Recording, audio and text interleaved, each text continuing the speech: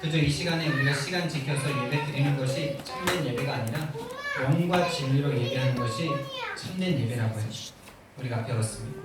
영과 진리로 드리지 않는 예배는 참된 예배가 아니라는 것이죠. 영과 진리라는 말은 성령과 예수 그리스도를 나타냅니다. 예수 그리스도에 의해서 성령에 힘입어서 우리가 예배 자리에 오지 않는다면 우리는 예배를 드리면서도 알지 못하는 것을 예배하게 될 것입니다. 예배를 드리는데도 무엇을 예배하는지 모르고서 예배를 드리게 될 것입니다. 이것이 저주 중에 저주죠. 예배를 드리는데 어려서부터 예배를 드리는데 최고 성공의 자리에 와서 예배를 드리고 있는데 무엇을 예배하는지를 모르고 예배를 드리는 거예요. 나는 예배 잘 드리고 있다고 하는데 하나님께서 받지 않는 예배를 드리는 거죠. 마치 가인이 자기가 열심히 농사한 그 농산물로 예배를 드렸는데 제사를 드렸는데 하나님께서 받지 않으시는 예배와 같은 거예요. 예수 그리스도의 피가 없는 예배, 예수 그리스도의 피에 감사함이 없는 예배, 성령님의 의지에서 하나님을 알고자 하는 그 마음의 자세, 그 성령님을 의지하는 마음이 아니면은 하나님께서 받지 않으신다는 것입니다. 저 여러분들이 지금 이 시간 하나님 앞에 예배를 드리는데 정말 영과 진리로 하나님 앞에 예배하시길 바랍니다. 예배할 수 있길 바랍니다. 그래서 이 예배를 드리고 나면 마음이 시원해지셔야 돼요. 나의 모든 것을 아시는 예수님 하나님께서 나의 모든 문제를 해결하셨구나. 나의 모든 문제를 해결하신 예수 그리스도만 붙잡으면 되는구나. 너무나도 단순하고 명료하고 명쾌한 이 복음으로 오늘도 새 생명을 얻으셔야 됩니다. 어제의 복음이 아니에요. 오늘 아침까지의 복음도 아닙니다. 지금 새로운 복음이고 지금 새로운 생명입니다.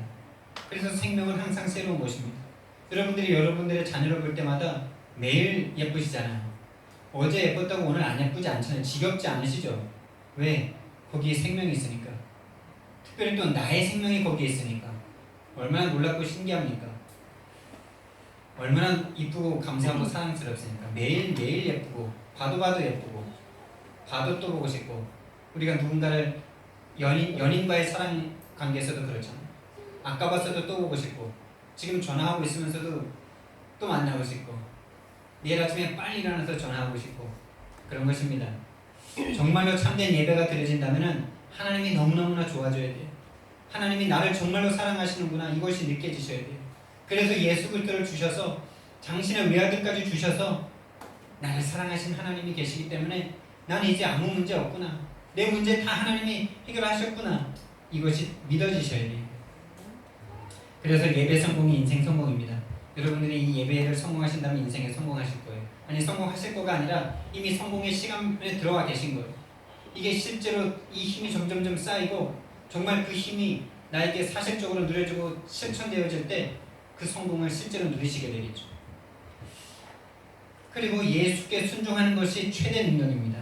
근데 예수께 순종하는데 우리가 뭘 순종해야 됩니까? 그분은 나와 함께 하시기 위해서 자신의 목숨을 버리셨어요. 그럼 우리가 그분과 함께 하는데 순종해야 되겠죠. 함께 하는 것이 무엇입니까? 함께 하심을 누리는 가장 시간이 무엇입니까? 그 시간이 예배이기도 하고 기도죠. 하나님께서는 그래서 우리에게 기도하라고 말씀하셨어요. 성경 말씀에 기도의 강조보다 더 많이 강조하신 게 없어요. 거의 예배 강조도 많이 안 하셨어요. 물론 예배하라고 하셨고 나에게 오라 나에게 찾아오라 하셨지만은 기도하라는 구체적인 말만큼 많이 하시진 않았단 말이에요. 그러니까 우리가 누릴 수 있는 최대 능력이 뭡니까? 최고 능력이 뭡니까? 기도예요. 기도하면 우리를 묶고 있는 사탄막이 귀신성이 꺾이고 하나님의 능력을 내가 정말로 맛볼 수 있어요. 체험할 수 있어요.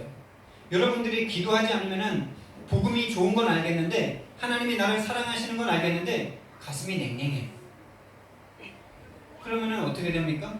머릿속에서는 알겠는데 가슴이 아직 차갑고 그분의 사랑과 그분의 능력과 예수님의 십자가 보혈이 나에게 가슴에 느껴지지 않으니까 어떻게 돼요? 행동을 안 나와요. 행동하지 못해요. 가서 전하지 못해요. 마음만 있을 뿐, 생각만 있을 뿐 가서 해야 되는데 그래서 사탄이 기도만 못하게 만드는 거예요. 하루 3번 정식기도 하면 된다라고 우리가 얼마나 지금까지 신앙생활을 하면서 많이 듣고 또 듣고 또 들었습니까? 그런데 안 되는 게 3번 정식기도잖아요. 우리 하루 3번 밥은 꼬박꼬박 챙겨 먹는데 하루 3번 영의 양식을 먹는 데는 그렇게 둔하고 아둔합니다. 그것만 하면 된다는데 꼭 인생에 무슨 문제가 찾아와야 기도가 되는 우리들이 얼마나 미련하고 연약합니까? 그런데 우리 인생에 문제가 와도 기도가 안 되는 상태 속에 있다면 정말 우리가 얼마나 사탄에게 지금 꽉 잡혀 있는 상태인지를 보시고 이 흑암막이 귀신 세력 꺾어달라고 하나님 앞에 기도하셔야 되겠죠. 문제가 와 있어도 기도가 안 돼요. 이게 얼마나 무서운 상태입니까? 이게 얼마나 저주 속에 있는 것입니까? 근데 문제가 왔을 때 우리의 마음이 갈급해지고 그때 하나님의 말씀이 딱 들려주면 기도하게 되더라고요. 그래서 문제가 와서 기도할 수 있다는 모든 축복이 이미 와 있는 거예요. 여러분들이 기도가 되어진다. 응답을 받을 것이 아니라 이미 응답을 받으셨어요. 왜? 하나님은 전지전능하시고 우리의 기도에 100% 응답하시니까. 내가 정말로 기도가 되어진다. 여기서 기도가 되어진다는 말은 억지로 3번 한다라는 상태가 아니에요. 24시 내가 기도 속에 있다는 말이에요. 기도를 하루 3번 할 수 있다는 것은 내 온 마음과 정신과 생각이 다 하나님께로 가 있다는 것입니다. 여러분, 그러지 않은 상태에서 하루 3번 정신기도 절대 안 되거든요. 하루 종일 내가 딴 생각만 하고 있어. 다른 고민거리에 꽉 잡혀 있어. 내가 어떻게 이걸 해결할까? 내가 뭘 해야 될까? 이 생각으로 가득했고 하나님에 대한 생각은 전혀 그 생각 속에 없다면 여러분들은 어느 순간 하루를 다 살고 봤더니 3번 기도가 생각도 안 났어. 여러분, 하루 3번 정식기도 할 수 있다는 것은 온 마음과 생각과 정신이 하나님께 가 있다는 거예요. 그 중에 시간을 특별히 정해서 더 집중적으로 하나님 앞에 기도하는 시간이 정식기도 시간이지, 하루 종일 딴 생각하고 있다가 그 시간만 되면 하나님 찾겠다. 요거는 이미 사탄에게 놀림 당하고 있는 것입니다. 하나님을 이용해 먹고자 하는 마음이죠. 그래서 여러분들이 또다시 예화를 들어서 말씀드리자면, 우리가 그 여자친구한테 그 사람에게 하루에 계속 3번 이상 전할 수 있는 이유가 무엇입니까? 하루 종일 그 사람 생각만 한다는 거예요. 여러분들이 연애할 때 느껴보셨잖아요. 하루 종일 그 사람 생각밖에 안 나. 오늘 하루 열심히 일하는 것도 그 사람을 만나기 위해서 빨리 일하고 그 사람 만나러 가고 싶어서, 모든 인생의 목적이, 하루의 목적이 아침에 빨리 일어나고 싶은 이유도 목적도 다 그 사람 때문이에요. 그 사람 빨리 만나서 행복하고 달콤한 연애하고 싶어서. 제가 24시 기도를 전에는 정말 생각을 못했는데 연애를 해보니까 알겠더라고요. 연애를 해보니까 정말 사랑해보니까 24시 기도, 정시기도가 뭔지 그때 이해되더라고요. 여러분, 정말 나를 사랑하셔서 자신의 목숨을 바치셔서 깨어있든지 자든지 자기와 함께 살려고 하신 그 예수님을 24시간 사랑할 수 있길 바랍니다. 그것이 최대 능력이에요. 그것이 최고 능력입니다. 그 속에 들어간다면 여러분과 저의 모든 문제 다 해결됩니다. 그걸 안 되게 만드는 게 사탄마귀 귀신이에요. 여러분, 참된 예배, 참된 기도하실 수 있기를 예수님 이름으로 축원드립니다. 여러분, 예배란 무엇입니까? 예배의 정의를 보면 국어사전에도 있고 여러 가지 또 정의도 있지만은, 영어의 단어로 보면은 좀 그 의미가 좀 바로 와닿습니다. worship이라는 건데, worship과 ship이라는 단어가 합쳐진 단어죠. 그러니까 내게 가장 가치 있는 것, 내가 가장 가치 있는 것을 내 삶의 중심에 올려놓고 그것을 숨기는 행위가 바로 예배입니다. 여러분들의 최고 가치가 무엇입니까? 정말 하나님이 여러분의 최고 가치 맞습니까? 예수 그리스도가 최고 가치 맞습니까? 아니면 여러분의 자녀가 더 그것보다 가치입니까? 여러분들의 사업과 일이 그것보다 더 가치입니까? 그렇다면 여러분들은 정말 예배자가 아니에요. 참된 예배자가 아닙니다. 그것을 회개해야 되는 거예요. 하나님, 내가 하나님이 최고 가치다고 머리로는 생각하고 있는데, 들어서는 알고 있는데, 내 마음에서는 여전히 내 자녀, 내 인생, 내 자녀를 내가 정말 사랑하는 이유도 뭡니까? 그 안에 내 생명이 있기 때문이죠. 이 사마리아 여인을 통해서 이 예배라는 말씀을 하고 계시는데, 이 사마리아 여인이 하나님을 믿고 있으면서도 하나님께 예배하고 하나님께 제사하는 여자였음에도 불구하고 세상 남편을 더 의지하고 하나님보다도 세상 것을 더 의지하는 이 사람은 사실은 남편을, 이 세상의 것을 필요로 하는 자기 자신이 가장 중요한 것이죠. 하나님보다 자기 자신이 더 중요한 거예요. 이 세상의 모든 사람은 다 자기 자신이 제일 중요합니다. 자녀가 나에게 중요한 이유도 나 자신이 중요합니다. 돈이 필요한 이유도 내가 좀 잘 먹고 잘 살아야 되기 때문에. 딱 그 싸움이에요. 사실은 정말로 원초적으로 들어가다 보면, 정말 본질적으로 들어가다 보면은 하나님과 나의 주권 싸움입니다. 내가 하나님의 종이 될 것이냐, 하나님의 나의 종으로 삼고 내 이익과 내 성공과 내 물질을 위해서 하나님을 이용해 먹고자 하는 거냐. 이것이 딱 예배냐 아니냐, 예배냐 우상 숭배냐, 예배냐 종교냐가 갈리는 첨예한 대립점이에요. 그래서 이 여자의 이야기를 하면서 예배를 말씀하고 계십니다. 하나님께 예배하고 있는 이 여자. 그런데 하나님보다도 세상의 것을 더 의지하고 있는 이 여자.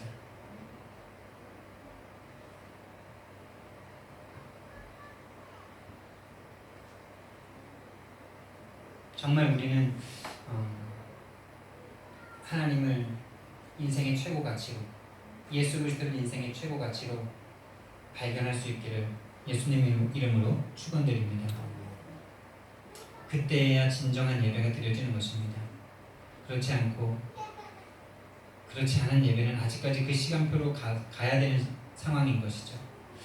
그래서 이 여자가 이 예수님의 참되게 예배하라는 예수님의 말씀을 듣고 메시아 곧 그리스도라 하는 이가 오시면은 우리에게 모든 것을 알리시리라 이렇게 말씀하셨어요.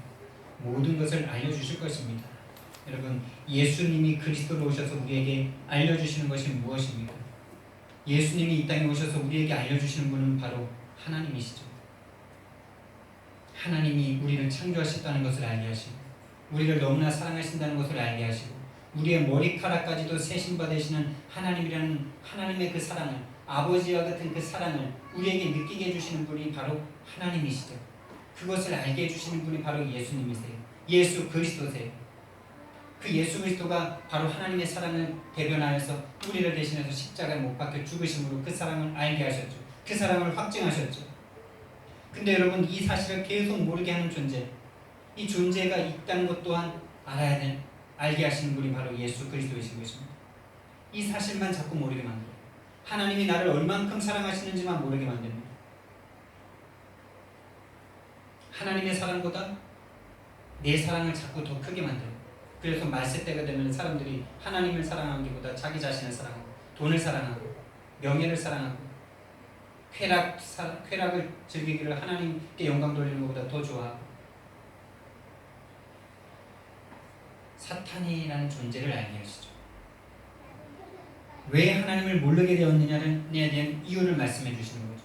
사탄이라는 존재가 너희들을 자꾸 하나님 모르도록, 하나님과 대적하도록 만든다. 왜? 사탄도 그 죄를 지어서 천사가 마귀가 돼서 사탄이 되어서 지옥 갈 존재이기 때문에 하나님이 가장 사랑하는 사람들을 속여서 같이 지옥에 데리고 가려고 한다는 그 사실을 예수님께서 폭로하시는 거죠. 그래서 예수님께서는 이 땅에 오셔서 계속 귀신 들려있는 사람들을 찾아가신 거예요. 마귀에게 눌려있는 자들을 찾아가신 거예요. 대표적으로 보여주시는 거죠. 그 사탄이 우리에게 저지르는 일이 뭡니까? 자꾸 죄를 짓게 만듭니다. 죄 속에 빠지게 만들어요. 그 죄는 뭡니까? 방금 계속 말하고 있는 하나님의 자리에 내가 앉는 것. 하나님의 영광을 위해서 지음받은 우리들인데 내 영광을 위해서 하나님의 능력을 사용하고 싶은 그 죄, 원죄, 아버지의 자리에 내가 올라가고 아버지를 내 아래로 놓는 거죠. 그것이 원죄, 더러운 죄입니다. 그런데 여러분, 사탄에게 속으면 이 죄를 모른다니까. 사탄에게 속고 있는 사람의 특징, 죄를 몰라요. 내가 죄인인지 몰라요. 여러분들이 내 죄에 대한 처절한 울부짖음이 없다? 사탄에게 그만큼 속고 있다라고 생각하십니다. 십자가를 볼 때 내 죄가 느껴지지 않는다, 나를 대신한 십자가의 대속이다라는 이것이 느껴지지 않는다면 여러분은 그만큼 사탄에게 속고 있는 것입니다. 그만큼 하나님을 모르게 되는 거죠. 하나님의 사랑을 그만큼 못 느끼게 되는 것입니다. 십자가의 사랑은 어마어마한 사랑이지 않습니까? 지구상에 있을 수 없는 일이 일어나지 않았습니까? 지상 최대의 사건이 십자가 사건인데, 십자가 사건이 그냥 나에게 하나의 그냥 다른 사실들과 같은 사실이, 똑같은 그냥 다른 하나의 그냥 어떤 중요한 일 중에 하나야. 오직이 아니야. 이렇게 되어버리는 거죠. 이것은 저주의 상태입니다. 사탄에게 속고 있는 상태입니다.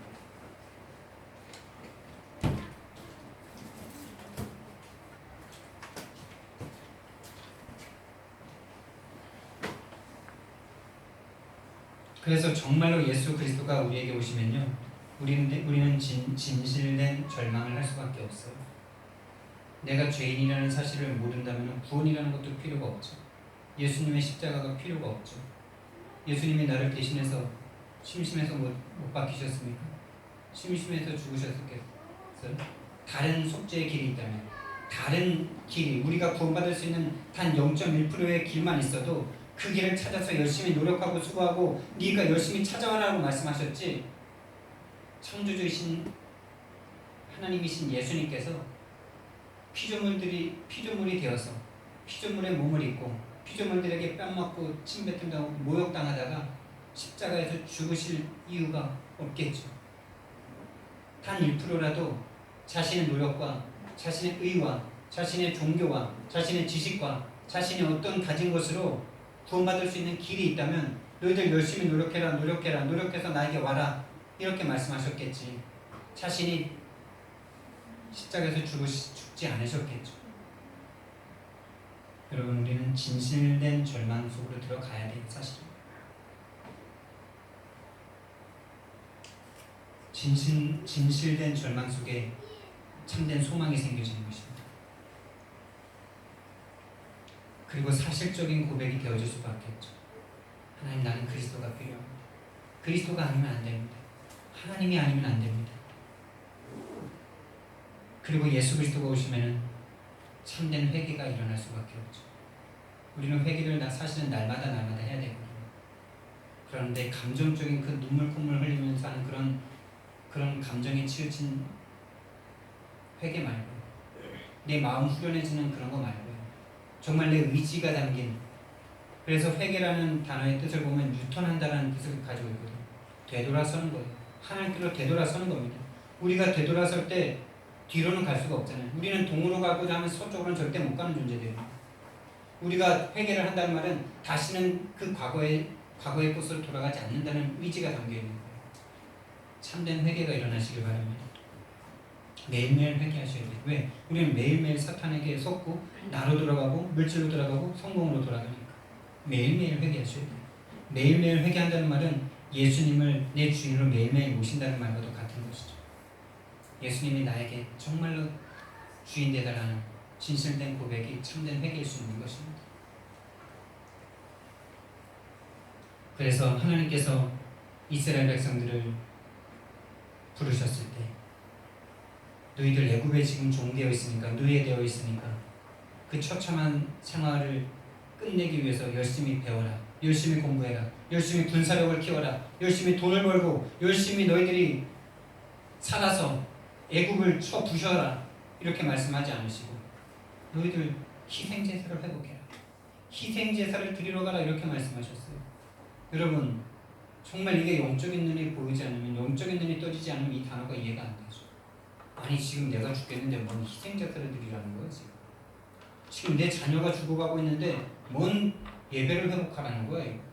빨리 지금 내가 돈을 벌고 내가 지금 능력을 회복하고 내가 지금 힘을 회복해서 빨리 이 문제를 해결해야지 웬 희생제사. 성경은 계속 이 얘기만 반복하십니다. 노예되고 포로되고 소국되었을 때마다 하나님은 네 빨리 교육을 열심히 해라, 네 후대들을 엘리트로 키워가지고 이 문제 빨리 해결해라, 이렇게 말씀하신 적이 단 한 번도 없었어요. 그때마다 복음을 회복해라, 방주를 지어라, 가죽옷을 친히 입혀주셨고요, 노뱀을 만들고 노뱀을 쳐다봐라. 지금 뱀에게 물려서 죽고 있는데 노뱀을 만들고 쳐다보라 그러는 거죠. 쳐다보면 삽니다. 처녀가 아들을 낳을 것이니 그 이름을 임마누엘이라 하라. 복음을 회복하라.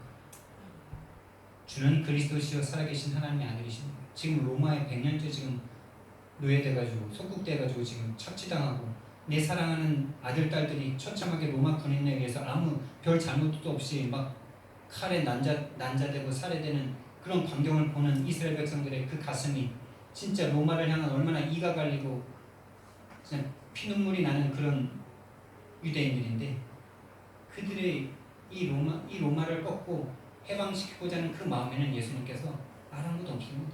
관심도 없었어요. 그것을 끝까지 물었을 때 예수님의 말씀이 무엇입니까? 그것이 너와 무슨 상관이냐? 그게 너와 무슨 상관이냐. 너는 다만 성령을 받고 권능을 받아 예루살렘과 온 유대와 사마리아와 땅끝까지 이르러 내 증인이 되리라 하셨죠. 예. 로마가 지금 완전히 이스라엘을 짓밟고 선민인 하나님의 백성인 이스라엘 백성들을 짓밟고 착취하고 성전을 타락시켜서 세속화시키고 제사장들이 로마인들과 결탁해서 완전히 세속화되어 버린 그 로마를 다 없애는 것이 하나님의 뜻이라고 생각하지 않겠어요? 인간이라면? 저와 여러분도 그럴걸요? 우리가 일제시대가 다시 오면 우리는 일제를 없애는 것에 일치단결하고 힘이 있다면 거기에 모으고 돈이 있으면 거기에 써야 애국이고 거기에 쓰지 않고 그냥 자연 상태로 살아가는 것 자체가 친일 반일이잖아. 친일 반한이잖아. 이 이스라엘 백성들이 100년 동안 착취를 당했다.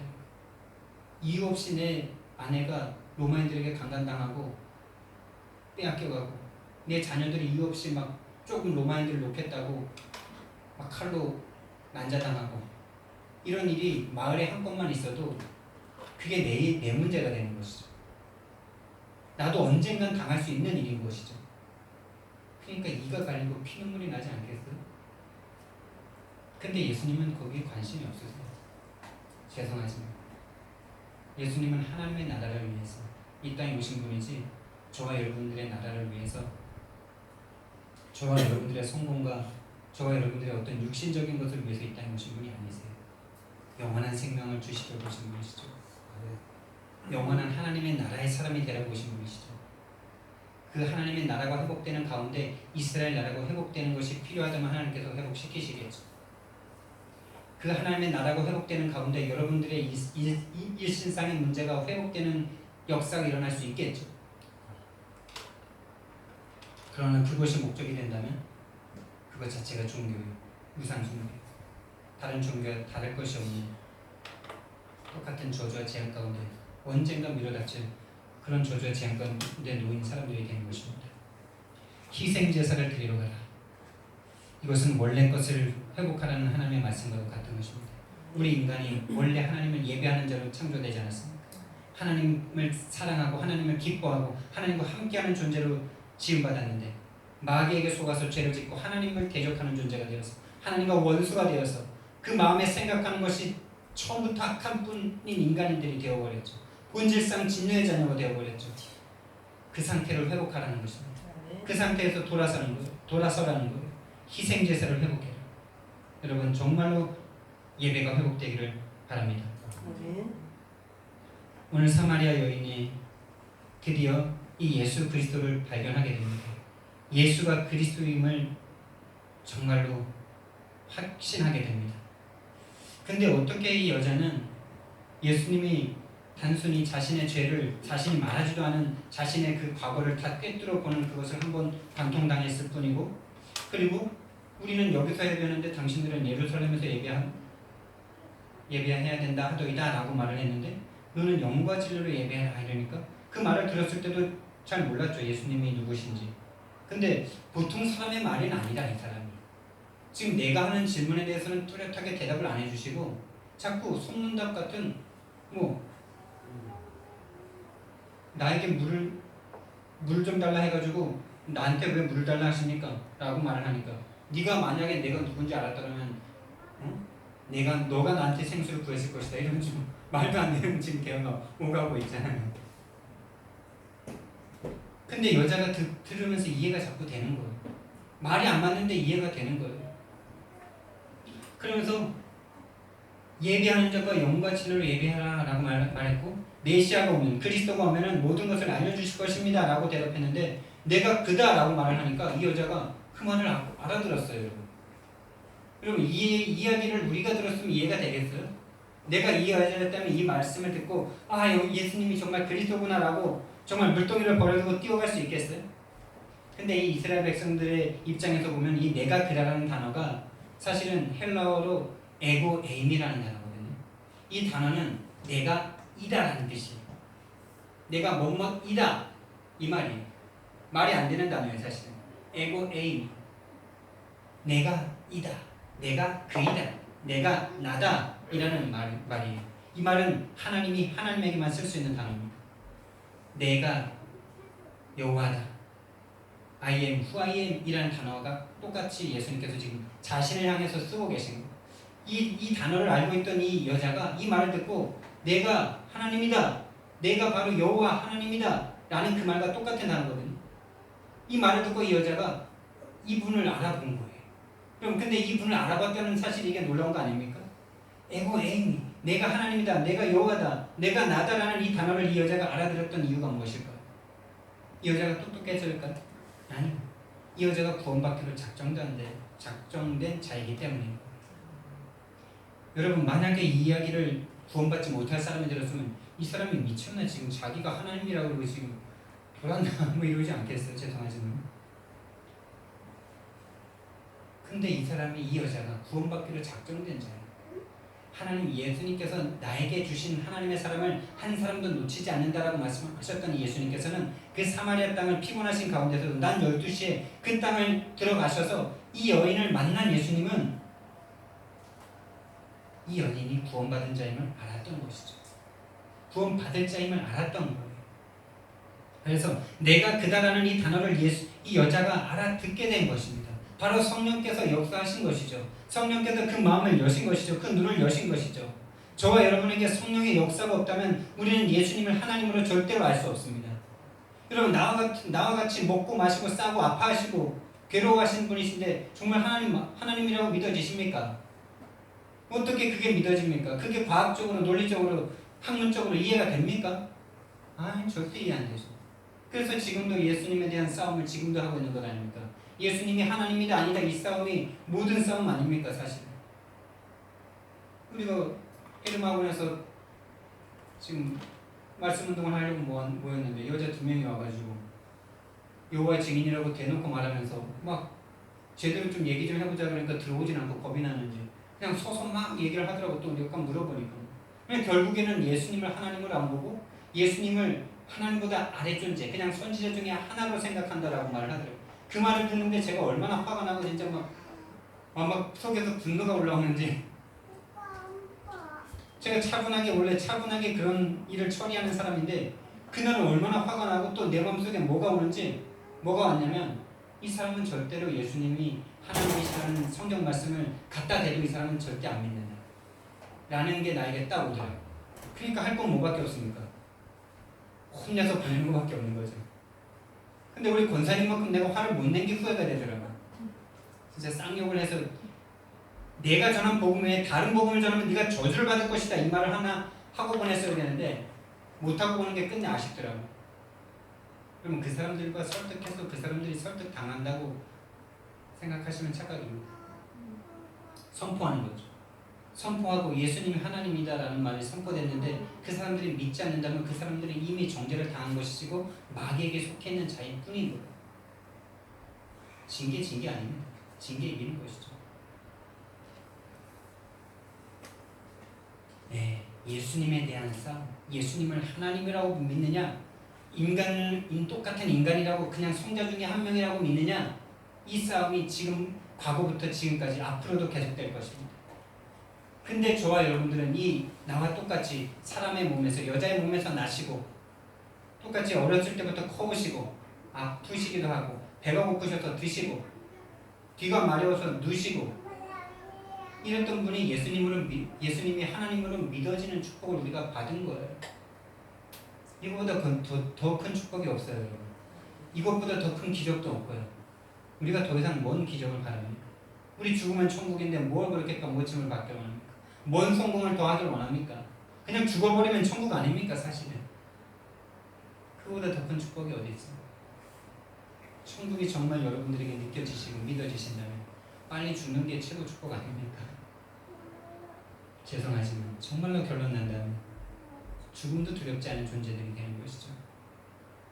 더 이상 자존심도 없어지는 것입니다. 더 이상 내가 주장되지 않는 상태가 되는 것이죠.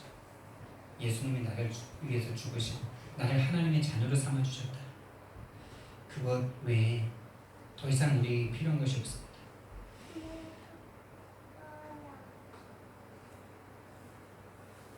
그래서 이 여자는 구원받을 자였기 때문에, 구원받은 자였기 때문에 예수님의 그 선포에 성령이 역사하셔서 그 성령께서 역사하심으로 이 예수가 그리스도로 믿어지니까 물동이를 내버려 두고 마을로 뛰어들어가서 이 복음을 전파하게 됩니다.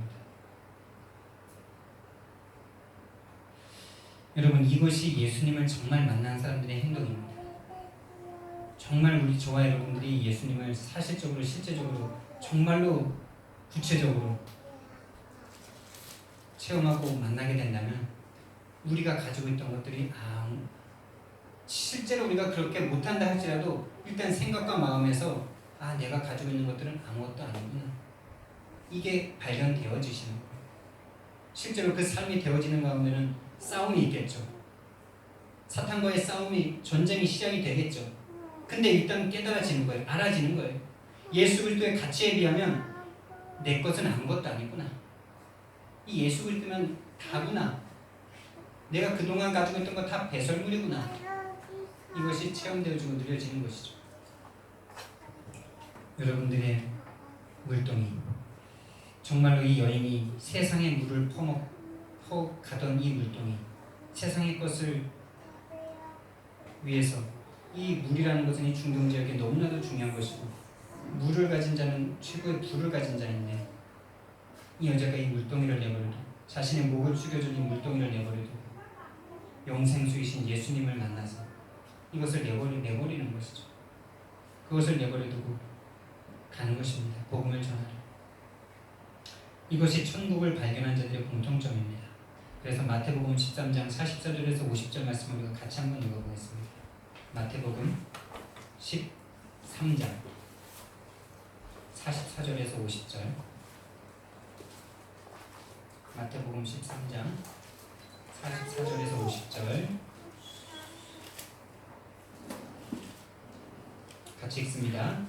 천국은 마치 밭에 감추인 보화와 같으니 사람이 이를 발견한 후 숨겨두고 기뻐하며 돌아가서 자기의 소유를 다 팔아 그 밭을 사느니라.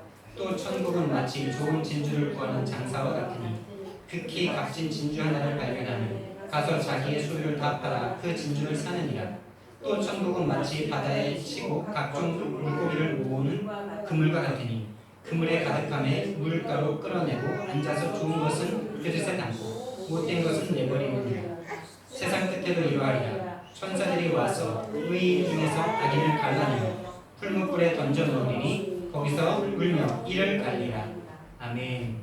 여러분, 천국을 발견한 자는 밭에 감추인 보화를 발견한 사람처럼 아무 말을 안 하는 거예요. 왜? 빼앗아갈 거니까. 말하면 빼앗기니까. 가만히 숨겨두다가 내 모든 소유를 다 팔을 만큼의 가치가 있는 보화인 거죠. 내 모든 소유를 다 팔아서 그 밭 전체를 사는 거예요. 그 밭 전체를 사고 나면 어떻게 되겠습니까? 이제는 자랑할 수 있죠. 그럼 그때 전도하는 거예요. 발견만 했을 때는 절대 말하시면 안 돼요. 내 것이 돼야 그때야 비로소 전도해 하셔야 되는 거예요. 안 그러면 다 빼앗깁니다. 내 것이 되기도 전에 막 말해버린다. 중학생에게 금덩이를 주었는데 금덩이가 있다는 사실을 막 사람들한테 말하고 다니는 거예요. 한 번 말하고 두 번 말하고 세 번 말하면 잘 안 믿겠죠. 계속 말하면 믿겠죠. 그럼 누가 달게 되겠습니까?